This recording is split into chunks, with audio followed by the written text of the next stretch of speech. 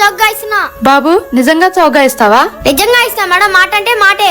సరే, పక్కన డజన్ 50 రూపాయలు తీసుకుంటున్నారు, మరి నువ్వెంతకి ఇస్తావో చెప్పు. నేను 40కే ఇస్తాను మేడం. అదేంటి, నువ్వు కూడా వాళ్ళలాగా తీసుకోవచ్చుగా.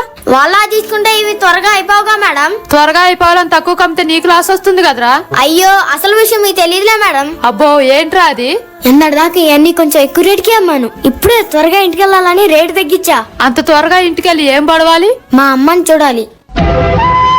అమ్మని చూడాలా? అవును మేడం, మా అమ్మ 2 రోజుల నుంచి అనారోగ్యంతో బాధపడుతుంది. టిఫిన్ నేనే టాబ్లెట్స్ వేసుకోమని చెప్పొచ్చా, వేసుకుందో లేదో. మరి అదే రేటుకి ఇంకొంచెం సేపు అమ్మితే ఇంకా లాభం వస్తుందిగా. ఈ లోపు మా అమ్మ ఆరోగ్యానికి నష్టం వస్తుందిగా. వచ్చిన కాడికి చాలు మేడం. అమ్మ ఆరోగ్యాన్ని మించిన లాభం మనకేమంత సంతోషాన్ని ఇస్తుందో చెప్పండి.